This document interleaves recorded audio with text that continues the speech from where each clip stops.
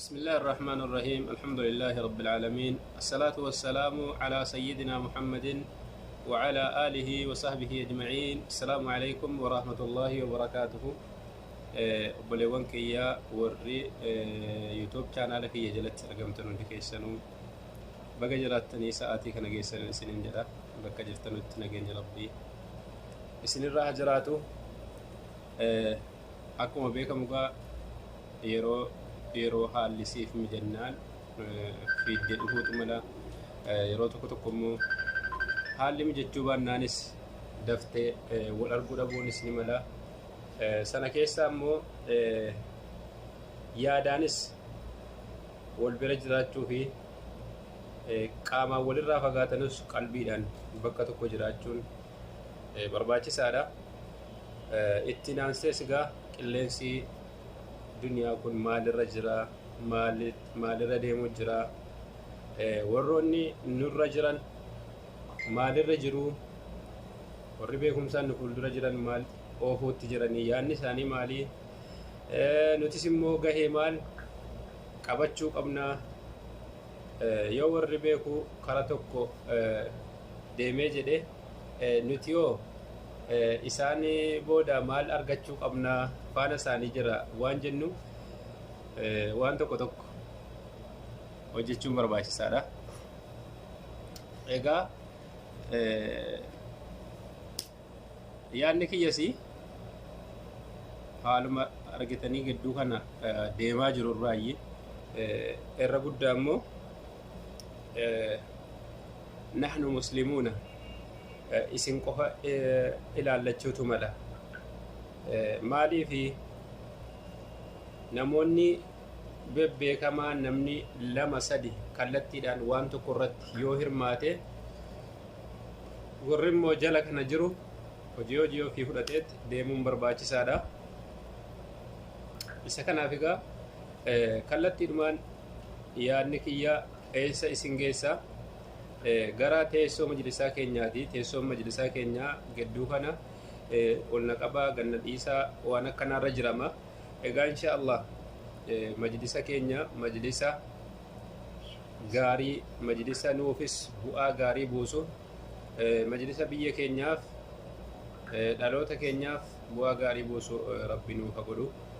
Sanarratti egaa nutis gahee kan keenya kan nuti qabnu warra achi jiran sana warra kallattiidhaan dubbiidhaan afaaniif afaan wal qaban kana gargaaruun, isaan faana deemuun, isaanii hamlee tahuun barbaachisaadha. Maaliif jennaan namni waan qabu darbatti sodaataa hin jedhamu jedhanii. Waa'ee majlisaa gizee dubbannu waa'ee majlisaa kuni waan xiqqoo nutti fakkaata. Maaliif yaada sana irratti hin guddanne waan ta'eef nuti bu'aa inni fidu maal akka ta'e nuuf hin galle waan ta'eef osoo bu'aan isaanuu gala taheeti, osoo rakkoo immoo rakkoo guddaa majlisa dhabuun nurraan gahe. Majlisa dhabuu jechuun akka nama abbaa dhabuuti.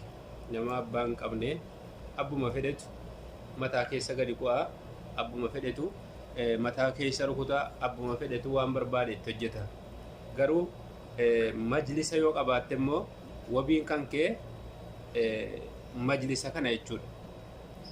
Wabiin fillafiitii keetii, wabiin daa'imman keetii, hegereen barnoota ilmaan kan kee itti baratanu, hegereen fataawaa yookiin murtii biyyaa amma biyyoota kanaan dhaabbatan keessaati biyyi akka biyya kanaa murteen gara amantii ilaalu gara majlisaatiin dhufa jechuudha. Gara majlisul aalaatiin dhufa jechaadha. Har'a qutubaan wanni akkanaa haa godhamu yoo jedhame gaararraa gadi ka'ee dhufa. Masjidni har'a achitti haa ijaaramu yoo jedhame gaararraa ka'ee dhufa jechuudha. Kan itti yaadee hojjetu warra duree sana. Kan keenya immoo isa ijaarameyyuu abbaan fedhe dhaqee daboodhaan bahee diigaa jechuudha. Diigeet itti sirbeet achitti waan godhee biraa gala. Kanaaf majlisa dhabuun baay'ee tokko miidhaadha. majlisa dhabuun ilmi illee yoo baranne ragaa dhabuu keessatti geessee nu galchaa jechaadha. Majlisni yoo jiraate waa hedduuf kallattii ilmi illee ni jijjiira, kallattii fataawaa illee ni jijjiira. Akkuma abbaan argee ganda keessa deemeet inni kunis murtee wahii murteessa fatwaa godha jechuudha. Sheekuma of godhee darasaa wayiis ganda wahii keessatti dhaqeetuma murtee wahii murteessee karaa bu'a. Fataawaan immoo majlisni yoo dhaabbate jedhe kana hunda ni balleessaa jechuudha. Kana hunda isa abbaan argee soo dhaqee ilmi guddaan qabaanne sheeka of godhee waa murteessee deemus hukmi akkuma fedhetti jal'isee deemus kana hunda ni balleessaa jechuudha. Maaliif aalimarraa gad dhufa, gaaraa gad dhufa. Fataawaas haa ta'uu wanna barbaachisaa ta'e achirraa argachuun ni danda'ama. Majlisa dhabuun magaalaa gurguddoo biyya keenya keessaa jaami'aa dhabuu nutti fide. Magaalaa gurguddoo biyya keenya keessaa kollojjii dhabuu nutti fide jechuudha. Rabbiin rahmata jira haa godhu ulamaa'oota keenya warra baadiyyaa keessaa warra osoo hin nyaatin nu barsiisanii warra immoo rakkatanii osoo hin uffatin illee nu barsiisanii jedhan Rabbiin jazaa jira haa deebi'u. Hamma kanaawu jiratu cunqurseet tikseet fidee bakka kanaan gahe jechuudha. Osoo warri beekumsa hin qabne irratti wal darbanii gaafa tokko sheekni tokko maal jedhanii magaalaa balballeettiidha asii bakkattuun suni mammannamoo jedhamti magaalaa xiqqoo wayiiti sheeka wayii achi qubatanii turanii muhaadaraa wayiitu baddeessaatti yaamame. Baddeessaatti muhaadaraa wayii yaamamnaan Shee Iliyaas maqaan isaanii sheeka jabaadhaa.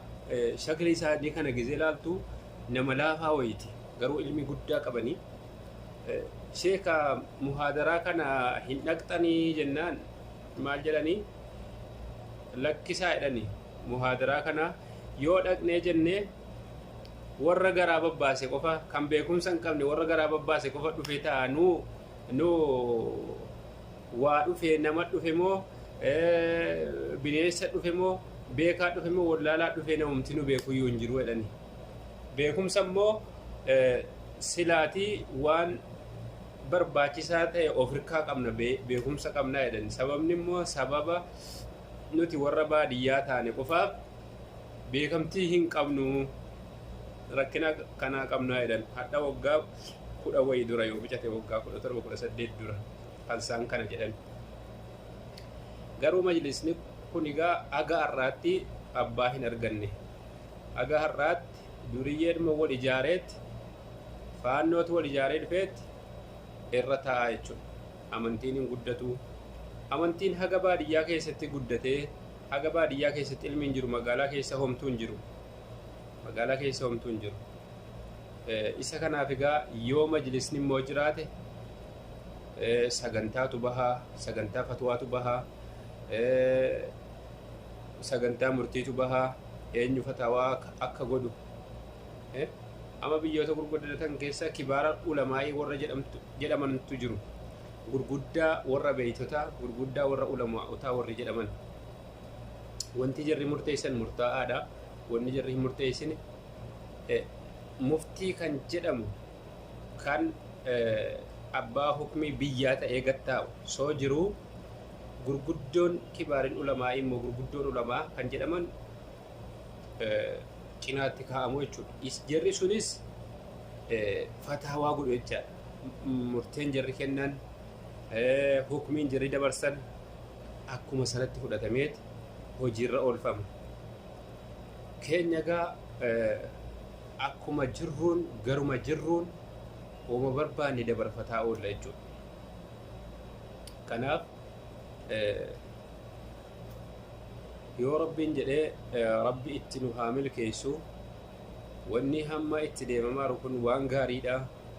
Warri sooshaal miidiyaa qabdanulleen gama kanaan ulamaa'ota keenyaaf hamilee ta'uudhaan akka wanni jarri qabatanii deemaa jiran kun bara meeqaatameef bara meeqaatamiif ofirratti sodaachuudhaan teessoon ummata islaamaa kun akka bakka hin arganne godhamaa ture biyya alaarraa ijaaramee keessaa ijaarameeti.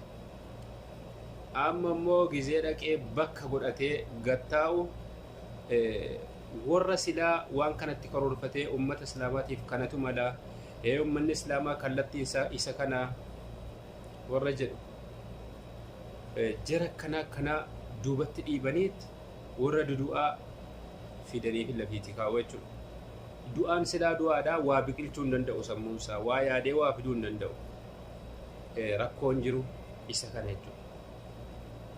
Namoonni bebbeekamaan fagootu jiran kan osoo kitaabni tokko badee kitaaba san deebisuu danda'u. Sababa teessoo majlisaa dhabamuutiif beekamtiin jiraallee dhabame jechuudha. Rabbi rahmataa godhu kan akka Sheek Saalii Buluugaa fa'aan. Sheek Saalii Buluugaa nama osoo buluugni waraqaarraa badee waraqaa kanarraa badee wannummaan isaatuyyuu sanada dhiisiitii waan maraa hodhiisii fayyummaan isaa otoo dhabamee nama osoo irraa hin dogoggorin deebisu ture. Namni akkanaa kun Rabbi rahmata isaanii haa godhu. Gahee maalii qabatan biyya Itoophiyaa keessatti? Gahee maalii qabatan beekamtii maalii argatanii? Baay'ee nama yaachisaa jechuudha. Kanaaf egaa wanni nuti gochuu qabnu Rabbiin illee kadhachuun barbaachisaadha. Majlisa yoo qabaanne madrasaa gaarii qabaanna. Madrasaa gaarii yoo qabaanne barumsa guddaa argachuu dandeenya. Amma ilmiin yookiin barumsi majlisa naannootti baratamu kuni majlisa gizeen isiniin jedhugaa namoota garii galuu mala namoota garii ammoo hin galu taha. Mana barumsaa yookiin majlisa ulamaa'ii kan jedhamu jira. Inni kun waraqaa beekamtii ragaa namaaf hin kennu. Hagam beekii kitaaba gurguddaa fixii beekamtii ragaa kanati ittiin fudhattee biyya feete keessa deemu dandeessu. Waan sanaan biyya feete irratti dhayxee beekumsa kee nama qooduu dandeessu sii kennuu hin danda'u. Maaliif biiroo wahiirraa ijaaramee gadi hin dhufne waan ta'eef. Rakkoon guddaan ulamaa'in keenyas itti miidhamaa turan ulamaa'in keenyas itti beekamtii dhabaa turan isa kana jechuudha. Kollojjiin hamma tokko Arsii keessanii jijjiraa haguma sanaa reef xiqqoo wanna jedhe malee sababni rakkoon namni keenya barumsa guddaa qabatee barumsa guddaa sammuu ofii keessaa osoo qabu sababa ijaaramiinsi tartiibaa dhabamuutiif beekamtiin namaallee dhabame beekumsi namaallee bu'aa dhabee jechuudha. Kun maalirraa ka'eeti gubbaarraa gaararraa haadhoon isaa raafamaa waan ta'eef wanti kallattii kaa'u waan hin jirreef ormatu kallattii kaa'aa fi abbuma fedhe kallattii kaa'a jechuudha. Abbaan waan kanarraa dhimma hin qabne abbaan dhimmi kun isa laallannetu kallattii kana kaa'a. Inni kun immoo dhaqee hin fayyadu dhaqee karoorarra ooluu hin danda'u waan ummatichi yaaduu fi wanti abbaan waan kana karoorse yaadu walitti dhufu jechuudha.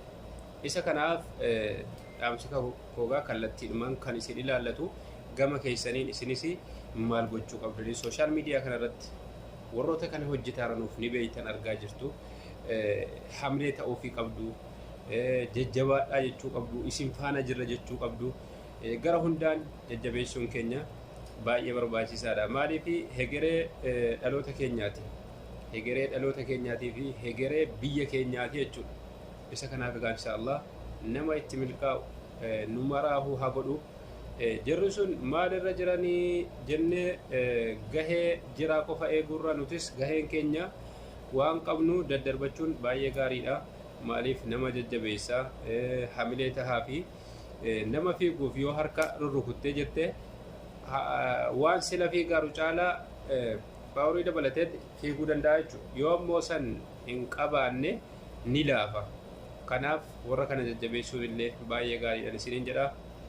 Warroonni na daawwachaa jirtaniif warroonni immoo dhaamsi kiyya kun kallattiidhaan isin bira gaheennaan dhaggeeffattanulleen qixa sirriitiin akkanaa hubattanan isinirra barbaada. Egaa inshallah nama yaadni fi muraanni isaallee galma gahee wajjin milkaa'u rabbi nu haa godhun isiniin jedha. Assalaamu alaikum wa rahmatullahi wa barakaatuh.